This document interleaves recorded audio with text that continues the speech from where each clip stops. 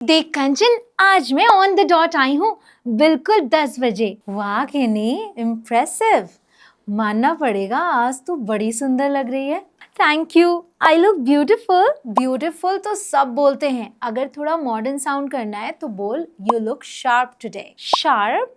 जैसे चाकू शार्प होता है? नहीं, जब कोई बहुत वेल ड्रेस्ड, नीट और स्मार्ट लगे, चाहे वो ऑफिस मीटिंग हो या शादी, तो हम कहते हैं you look sharp. Oh, I look sharp. ये तो बड़ा क्लासी कॉम्प्लीमेंट है। गाइस, क्या आपने कभी किसी को शार्प बोला है?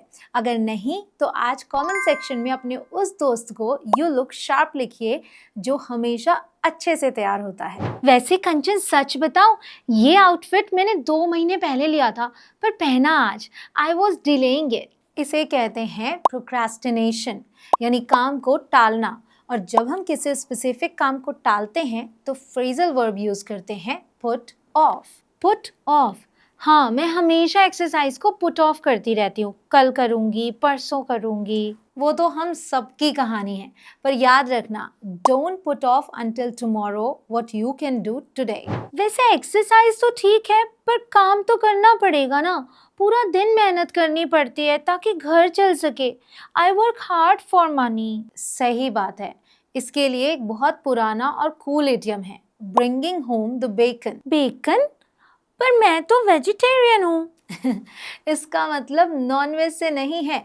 पुराने ज़माने में बेकन महंगा होता था, तो जो पैसे कमा कर लाता था उसे कहते थे he is bringing home the bacon, यानी घर के लिए रोजी रोटी कमाना। ओ, तो मैं भी मेहनत कर रही हूँ to bring home the bacon. पर वही तो दिक्कत है, ऑफिस में इतना काम होता है कि I am very very busy. Very busy की जगह थोड़ा एडवांस्ड इंग्लिश यूज कर, बोल आई एम स्वॉम्प्ड विद वर्क। स्वॉम्प्ड?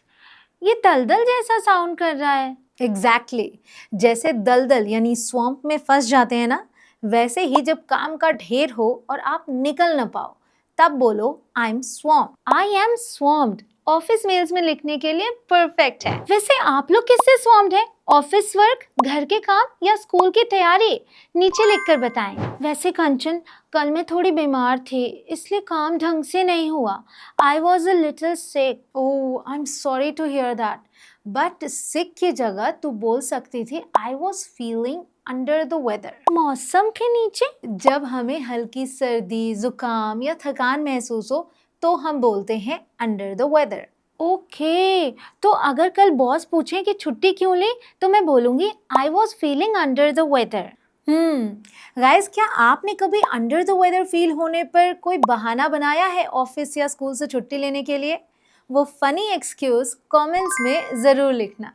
अच्छा, एक एडवाइस चाहिए। मैं सोच रही हूँ नया लैपटॉप ले लूँ या पुराने से ही काम चलाऊँ।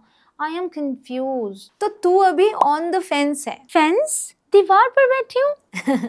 एक तरह से वही। इमेजिन कर, एक दीवार मतलब फेंस है, एक तरफ यस है और एक तरफ no.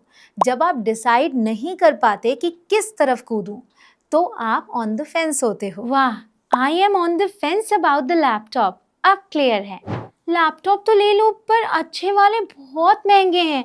It is very expensive. बिल्कुल, बोल it costs N arm and a leg. क्या?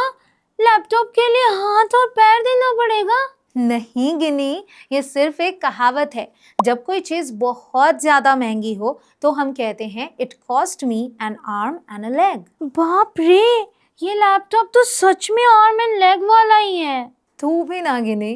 वैसे आपने ऐसी कौन सी चीज खरीदी है जिसके लिए आपको लगता है कि it cost you N arm and a leg? IPhone, महंगा लैपटॉप या फिर कोई डिजाइनर ड्रेस? नीचे लिखिए। कंचन, तू जब समझाती है ना तो सब शीशे की तरह साफ हो जाता है।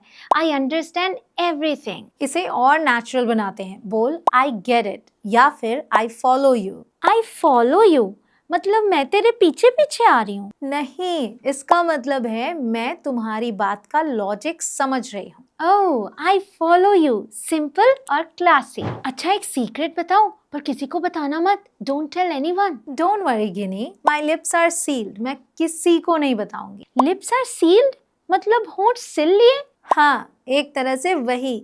और जब हमें कहना हो कि ये बात राज ही रहनी चाहिए, तब हम बोलते हैं mum's the word. Mummy is the word? नहीं, सिर्फ मम। मम्स द वर्ड का मतलब है साइलेंट रहो। ओह, क्या आप एक ऐसे इंसान हैं जो सीक्रेट पेट में रखता है, या फिर you just spill the beans? सच सच बताना। वैसे कंचन, पिंकी बोल रही थी कि तूने उसे पार्टी में बुलाया ही नहीं। देख, मैं हमेशा सच बोलती हूँ, चाहे कड़वा लगे। I call a spade a spade. Spade?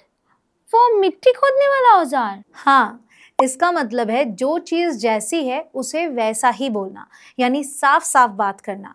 मैंने उसे इसलिए नहीं बुलाया क्योंकि वो बहुत बातें करती है। You really call a spade?